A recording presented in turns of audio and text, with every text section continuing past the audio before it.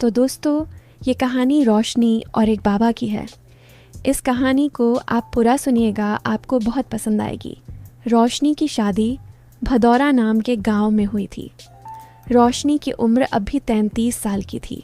वो ऐसी थी कि उसके जैसी औरत को पाने का हर मर्द का सपना होता है। लंबा कद, गदराया हुआ जिस्म, गोरा रंग, बड़ी बड़ी आंखें जिनमें काजल की लकीर हमेशा गहराई लिए रहती थी और होंठ ऐसे कि मानो किसी ने गुलाब की पंखुड़ियाँ चुराकर लगा दी हों। साड़ी पहनती तो कमर की लचक और चलने का अंदाज देखकर लोग रास्ते में रुक रुक कर देखते। पर रोशनी का मन हमेशा उदास रहता। उसकी उदासी का राज सिर्फ वही जानती थी। उसका पति विक्रांत कहने को तो मर्द था, पर मर्दानगी में वो कमी थी जो एक औरत को चाहिए होती है। 7 साल हो गए, पर रोशनी की कोख आज भी सूनी थी। विक्रांत की उम्र 36 साल, रंग गोरा पर शरीर कमज़ोर, बात बात पर खांसता रहता। उसकी शादी को 7 साल हो चुके थे। विक्रांत की माँ कमला देवी रोज़ सुबह सुबह ताने मारती। कमला देवी ने कहा, 7 बरस हो गए बिटिया, अब तो कोई निशानी दिखा दे। मैंने तो तेरे लिए कितने जतन किए, कितने तावीज़ लाए, पर तू तो बस निठल्ले पेड़ की तरह खड़ी है। रोशनी चुपचाप सिर झुका लेती। वह कभी जवाब नहीं देती थी, क्योंकि सच बोलती तो विक्रांत की बेइज्जती हो जाती। सच सिर्फ रोशनी जानती थी कि कमी उसके पति में थी, उसमें नहीं। पर औरत है तो दोष उसी का। कमला देवी दिन रात रोशनी को कोसती। विक्रांत भी माँ का साथ देता। रोशनी रात को तकिए में मुंह छुपाकर रोती और सुबह फिर मुस्कुराकर घर का सारा काम करने लगती। एक दिन गांव में खुसर पुसर होने लगी। कोई औरत कमला देवी के पास आई और फुसफुसाई। औरत ने कहा, मैंने सुना है कि नदी के उस पार जंगल में एक बाबा आए हैं। लोग कहते हैं उनका हाथ बहुत तेज़ है। जो भी बांझ औरत उनके पास जाती है, 9 महीने में उसकी गोद भर जाती है। देवी के कान खड़े हो गए। उन्होंने तुरंत फैसला किया कि रोशनी को लेकर चलना है। विक्रांत को भी अच्छा लगा। बोला, माँ, अगर सच में कुछ हो जाए तो अच्छा ही है। मैं भी थक गया हूँ रोज़ के तानों से। रोशनी को कुछ कहने का हक नहीं था, बस सिर हिलाकर हाँ कर दिया। अगले सोमवार को सुबह सुबह कमला देवी, विक्रांत और रोशनी तीनों नदी पार करके जंगल की ओर चल पड़े। रास्ता लंबा था। जंगल में एक छोटा सा आश्रम था। बाहर लकड़ी का बोर्ड टंगा था, परमानंद बाबा। आश्रम में 4-5 शिष्य थे, सब सफ़ेद धोती पहने। बीच में एक ऊंचा सा आसन था, उस पर बैठे थे बाबा। बाबा की उम्र 40 के करीब रही होगी। लंबी दाढ़ी, माथे पर बड़ा सा लाल तिलक, आंखें तेज, शरीर मजबूत। जैसे ही रोशनी आश्रम के दरवाजे पर आई, बाबा की नज़र उस पर ठहर गई। एक पल को तो बाबा भी जैसे भूल गए कि वे बाबा हैं। रोशनी ने भी बाबा को देखा। उसकी आंखों में कुछ ऐसा था जो सालों से देखने को तरस रही थी, ताकत, आत्मविश्वास और एक अजीब सी गर्मीत। रोशनी ने तुरंत नज़र नीची कर ली, पर दिल में कुछ हलचल सी हुई। कमला देवी ने हाथ जोड़कर प्रणाम किया और सारी बात बताई। बाबा ने गंभीर मुद्रा बनाकर सुना, फिर बोले, माई, ये सब ऊपर वाले के हाथ में है। मैं तो बस माध्यम हूँ। बहू को यहाँ 3 दिन रुकना पड़ेगा। मैं रोज़ सुबह शाम विशेष पूजा करूँगा, मंत्र जपूँगा। 3रे दिन प्रसाद दूंगा। उस दिन से 9 महीने के अंदर खुशखबरी मिल जाएगी। कमला देवी को लगा जैसे सोने की खदान मिल गई। विक्रांत भी खुश। बस रोशनी चुप रही। 3 दिन आश्रम में रुकना था तो कमला देवी और विक्रांत उसी दिन गांव लौट गए। रोशनी को वहीं छोड़ गए। पहले दिन सुबह सुबह बाबा ने रोशनी को अपने सामने बिठाया। एक छोटा सा हवन कुंड जल रहा था। बाबा मंत्र पढ़ रहे थे। बीच बीच में रोशनी की ओर देखते और मुस्कुराते। रोशनी को लगा कि बाबा की मुस्कान में कुछ और ही बात है। बाबा ने पूजा के बाद रोशनी को पास बुलाया और उसके माथे पर चंदन का तिलक लगाया। उंगलियां थोड़ा ज़्यादा देर तक माथे पर रहीं। रोशनी का दिल तेज़ धड़का, पर उसने कुछ नहीं कहा। फिर दोपहर को बाबा ने रोशनी को अपने छोटे से बगीचे में घुमाया। बगीचा बहुत सुंदर था, तरह तरह के फूल, छोटी सी झरना। बाबा बोले, रोशनी, यहाँ की हरियाली देखकर मन शांत हो जाता है ना? रोशनी ने कहा, हाँ बाबा, बहुत सुकून मिल रहा है। बाबा ने हंसते हुए कहा, सुकून तो तब मिलेगा जब तुम्हारी हर मनोकामना पूरी हो जाएगी। रोशनी ने सिर झुका लिया। उसकी साड़ी का पल्लू हल्का सा सरक गया था। बाबा की नज़र वहाँ चली गई।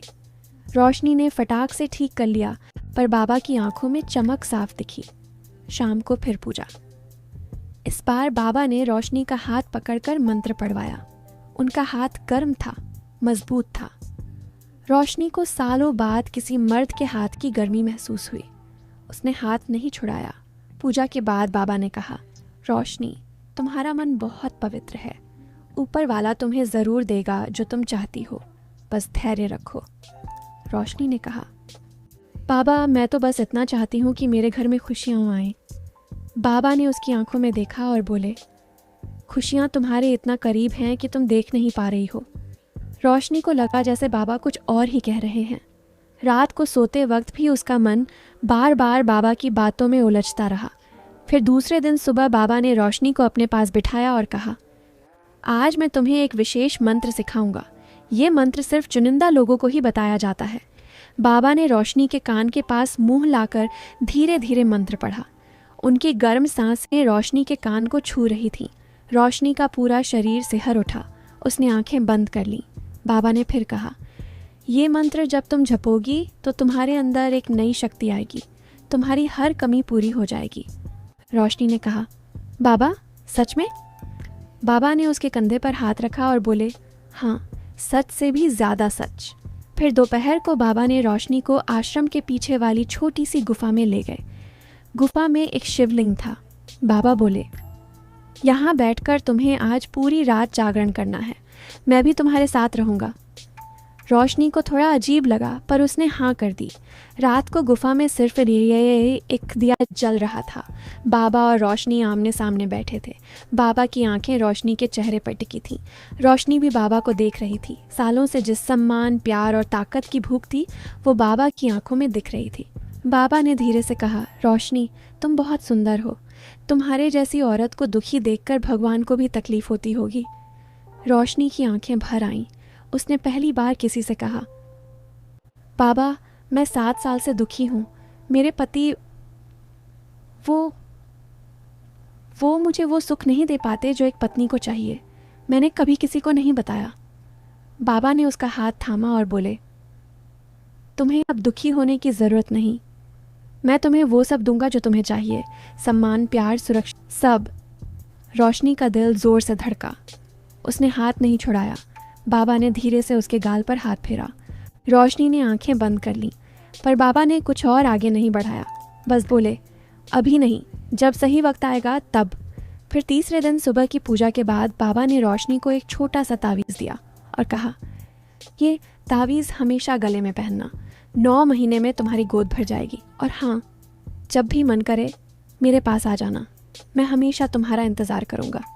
रोशनी की आंखों में आंसू थे। उसने बाबा के चरण छुए। बाबा ने उसे गले लगाया। रोशनी ने कुछ नहीं कहा, बस मन ही मन बोली, बाबा, मैं लौट कर आऊँगी। फिर गांव लौटते वक्त रोशनी का मन बार बार आश्रम की ओर भागा जा रहा था। गांव में 8-10 महीने बीते। रोशनी की गोद अभी भी नहीं भरी। कमला देवी फिर ताने मारने लगी। इधर विक्रांत की तबीयत भी दिन ब दिन खराब होती गई। एक दिन अचानक विक्रांत को बहुत तेज बुखार चढ़ा और 3 दिन में ही वो चल बसा। गांव में मातम छा गया।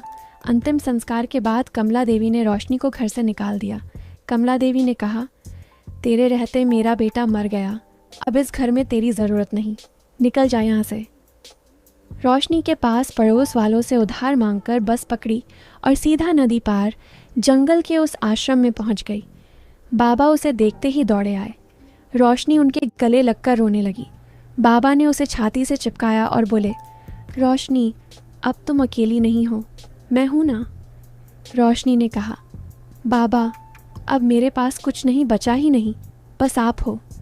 बाबा ने उसके आंसू पोंछे और बोले, अब तुम्हारे पास सब कुछ होगा, मैं वादा करता हूँ। रोशनी उस शाम आश्रम में पहुंची तो उसका चेहरा आंसुओं से भीगा हुआ था। साड़ी धूल से सनी थी, पर उसकी आंखों में एक अजीब सी चमक थी, जैसे 7 साल बाद उसने पहली बार सांस ली हो। बाबा उसे देखते ही समझ गए कि अब पीछे लौटने का कोई रास्ता नहीं बचा। बाबा ने कहा, रोशनी, अब तुम यहाँ मेरे पास रहोगी। यहाँ कोई तुम्हें ताना नहीं मारेगा, कोई तुम्हें दोष नहीं देगा। बस एक बार मेरे ऊपर भरोसा रखो। रोशनी ने बाबा के पैर छुए और बोली, बाबा, आज से आप ही मेरे सब कुछ हैं, पति भी हैं। मैं आपकी आज्ञा का पालन करूँगी। बाबा ने उसे उठाया, दोनों हाथों से उसका चेहरा ऊपर किया और बोले, नाम से पुकारो रोशनी। बाबा नहीं, परमानंद कहो, या फिर जैसे तुम्हारा मन करे। रोशनी शर्मा गई। उसने धीमी आवाज़ में कहा, परमानंद जी बस इतना सुनते ही बाबा की आंखें भर आईं। उन्होंने रोशनी को गले लगा लिया। इस बार गले लगाना सिर्फ सांत्वना का नहीं था, उसमें एक गहरा प्यार था, एक मालिकाना हक था। आश्रम के शिष्य हैरान थे। एक शिष्य ने हिम्मत करके पूछा, बाबा ये औरत कौन है? इसे यहाँ क्यों रख रहे हो?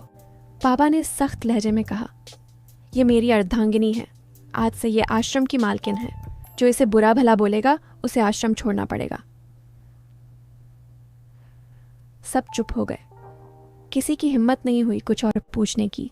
उसी रात बाबा ने रोशनी को एक अलग कमरे में ले जाकर कहा, रोशनी, आज से तुम मेरे साथ रहोगी। मैं तुम्हें वो सारी खुशियां दूंगा जो तुम्हें 7 साल से नहीं मिली। पर एक बात याद रखना, मैं तुम्हें कभी ज़बरदस्ती नहीं छूंगा। जब तुम्हारा मन कहे तब। रोशनी ने सिर झुकाकर कहा, परमानंद जी, मैं तो पहले ही आपकी हो चुकी हूँ, मन से, तन से, सबसे। बाबा ने उसका हाथ अपने हाथ में लिया। रोशनी का शरीर कांप उठा। सालों बाद उसे किसी मर्द के स्पर्श में वो गर्मी मिल रही थी जो वो तरसती थी। पर बाबा ने फिर भी खुद को रोका। बोले, पहले तुम्हें नई जिंदगी दूंगा, पहले शादी करूंगा सबके सामने, फिर सब तुम्हारा हक बनेगा। अगले दिन सुबह सुबह बाबा ने सारे शिष्यों को बुलाया और कहा, मैं आज से गृहस्थ जीवन में प्रवेश कर रहा हूँ। ये रोशनी मेरी पत्नी बनेगी। जो मेरे साथ रहना चाहे रहे, जो नहीं रहना चाहे उसे आज ही दक्षिणा लेकर जाना है। 2 शिष्य चले गए, बाकी 3 रह गए। उनमें से एक बुजुर्ग शिष्य ने मुस्कुराते हुए कहा, बाबा, आपने 7 साल तपस्या की थी, अब सुख भोगने का भी हक है। हम आपके साथ हैं। फिर 10 दिन बाद गांव के मंदिर में बड़ी सादगी से शादी हुई। बाबा ने भगवा छोड़कर सफ़ेद कुर्ता पायजामा पहना। रोशनी ने लाल जोड़े में दुल्हन का रूप धारण किया। गांव वाले हैरान थे। जो पहले ताने मारते थे वो अब मुस्कुराकर आशीर्वाद दे रहे थे। कला देवी को भी खबर मिली पर वो नहीं आई। शादी के बाद बाबा ने आश्रम छोड़ दिया। उन्होंने नदी के किनारे एक छोटा सा मकान बनवाया, 2 कमरे, एक रसोई, एक छोटा सा आंगन और सामने बगीचा। नाम रखा रोशनी निवास। पहली रात नए घर में परमानंद ने रोशनी को गोद में उठाया और कमरे में ले गए। दिया जल रहा था। परमानंद ने धीरे से रोशनी को बिस्तर पर बिठाया और बोले, परमानंद ने कहा, रोशनी। अब वो प्यार से रोशनी को रानी कहते थे। आज से तुम मेरी रानी हो, जो चाहो मांग लो। रोशनी की आंखें शर्म से झुक गईं। उसने धीमी आवाज़ में कहा, मुझे सिर्फ आपका प्यार चाहिए, वो प्यार जो मुझे कभी नहीं मिला। परमानंद ने उसे गले लगाया। इस बार कोई रोक टोक नहीं थी। रात भर दोनों एक दूसरे में खोए रहे। परमानंद ने रोशनी को वो सारी खुशियाँ दी जो 7 साल से उसको नहीं मिली थी। रोशनी ने पहली बार महसूस किया कि औरत होना कितना सुंदर है। सुबह जब सूअर चिड़ियाँ चहचहा रही थीं, रोशनी परमानंद की बाहों में थी। परमानंद ने उसके माथे को चूमा और बोले, रानी, अब तुम्हारी कोख ज़रूर भरेगी, मैं वादा करता हूँ। और सच हुआ। ठीक 9 महीने बाद एक सुंदर सी बेटी ने जन्म लिया। नाम रखा आशा। गांव वाले देखते तो कहते, अरे बाबा रे, बाबा ने तो कमाल कर दिया। परमानंद हंसते और कहते, कमाल तो मेरी रानी ने किया है। फिर 2 साल बाद एक बेटा हुआ, आदित्य। अब घर में बच्चों की किलकारियाँ गूंजने लगीं। परमानंद अब बिल्कुल गृहस्थ थे। सुबह खेत पर जाते, शाम को बच्चों को गोद में उठाते, रोशनी के साथ रसोई में हंसी मजाक करते। एक दिन शाम को दोनों बगीचे में बैठे थे। आशा और आदित्य सो चुके थे। परमानंद ने रोशनी का हाथ थामा और बोले, रानी, कभी सोचा था कि ज़िंदगी इतनी खूबसूरत हो सकती है? रोशनी ने उसका हाथ चूमा और बोली, जब तक आप नहीं मिले थे मुझे लगता था कि मेरा नाम ही झूठा है। अब सच में रोशनी है मेरी ज़िंदगी में। परमानंद ने उसे अपनी छाती से लगा लिया। दूर नदी की लहरें आवाज़ कर रही थीं, चांद पूरा था और हवा में फूलों की खुशबू घुली हुई थी। गांव वाले आज भी जब ये कहानी सुनाते हैं तो कहते हैं, देखो भाई, कभी कभी भगवान बाबा के रूप में भी आता है और जब वो किसी की सुनता है तो पूरी सुनता है। और जो थोड़े शरारती लोग हैं वो हंसते हुए कहते हैं, हाँ यार, बाबा ने तो पूजा पाठ से ज़्यादा कुछ और ही जादू किया था।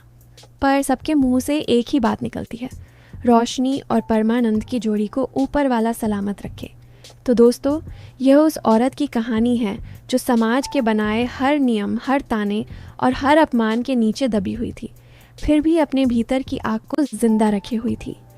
रोशनी कोई देवी नहीं थी, वह हमारी आपकी गली मोहल्ले की औरत थी जिसे सिर्फ इसलिए बांध कहा जाता रहा क्योंकि उसका पति मर्दानगी में कमज़ोर था। 7 साल तक उसने चुपचाप सहा, तकिए में मुंह छुपाकर रोई, लेकिन कभी विद्रोह नहीं किया। क्यों? क्योंकि समाज ने उसे यही सिखाया था कि औरत का धर्म है सहना। फिर परमानंद बाबा आए, बाहर से देखने में एक तांत्रिक, जोगी, चमत्कारी बाबा, लेकिन असल में वे उस मर्द का प्रतीक थे जो न सिर्फ शरीर से बल्कि मन से भी मर्द था। उसने रोशनी को पहले इज्जत दी, फिर चाहत दी, फिर हक दिया और अंत में पूरा हकदार बना लिया। दोस्तों, इस कहानी के सबसे बड़ी सीख ये है कि सच्चा मर्द वही है जो औरत को सिर्फ भोगता नहीं, उसे अपना बनाता है।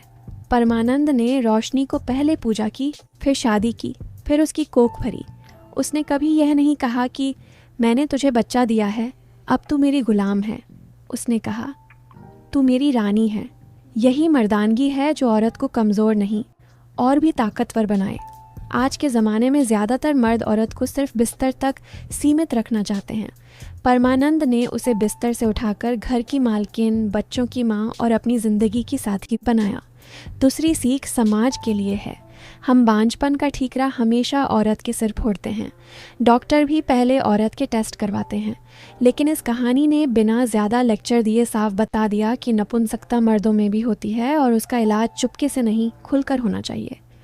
विक्रांत की मौत भी उसी दबाए हुए अपमान और कमज़ोरी की बीमारी से हुई। अगर वह शुरू में ही सच स्वीकार कर लेता, इलाज करवाता या रोशनी को आज़ादी दे देता तो शायद जिंदा रहता। लेकिन मर्द का अहंकार उसे सच बोलने नहीं देता। नतीजा, एक औरत विधवा हो गई और एक माँ बेटे से हाथ धो बैठी। तीसरी सीख उन औरतों के लिए है जो आज भी तानों के नीचे जी रही हैं। रोशनी ने इंतज़ार नहीं किया कि कोई राजकुमार आए। उसने खुद बस पकड़ी, खुद आश्रम पहुंची और खुद अपना नया जीवन चुना। औरत को कोई बचाने नहीं आता, वह खुद ही अपनी मुक्तिदाता बनती है।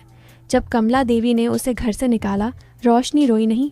उसने अपना बोरिया बिस्तर उठाया और उस मर्द के पास चली गई जिसने उसे 3 दिन में ही वह सम्मान दे दिया था जो 7 साल में पति नहीं दे पाया। यह विद्रोह था, बगावत थी, और सबसे खूबसूरत बगावत थी। चौथी और आखिरी सीख ये है कि प्यार उम्र, धर्म, भेष या सामाजिक नियमों में नहीं बंधता। परमानंद भगवा छोड़कर गृहस्थ बना, रोशनी विधवा से दुल्हन बनी। दोनों ने समाज की परवाह नहीं की। नतीजा, 2 बच्चे, एक सुंदर घर और एक ऐसी जोड़ी जिसे देखकर गांव वाले आज भी कहते हैं, ऊपर वाला सलामत रखे। सच्चा प्यार वही है जो आपको आपकी सबसे गहरी कमी को पूरा कर दे, आपको शर्मिंदा न करे, आपको ऊंचा उठाए। संक्षेप में कहें तो यह कहानी हमें बताती है, औरत का शरीर उसका अपना है, उसकी ज़रूरतें पाप नहीं हैं। सच्ची मर्दानगी औरत को गुलाम नहीं, रानी बनाती है। सच बोलने से ज़िंदगी शुरू होती है, छुपाने से ख़त्म। अपनी खुशी के लिए औरत को खुद लड़ना पड़ता है, कोई मसीहा नहीं आता। प्यार नियम नहीं मानता, प्यार नियम बनाता है।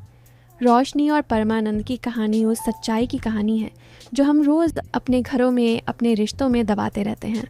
इसे पढ़कर अगर एक भी औरत अपने हक़ के लिए आवाज़ उठाए, एक भी मर्द अपनी कमज़ोरी स्वीकार करे, तो समझो कहानी का मकसद पूरा हुआ। अगर आपको यह सीख और कहानी पसंद आई हो तो वीडियो को लाइक करें, अपने दोस्तों रिश्तेदारों के साथ शेयर करें। नीचे कमेंट में बताएं कि आपके जीवन में कभी ऐसा पल आया जब आपको अपनी देह या दिल की पुकार सुनकर विद्रोह करना पड़ा।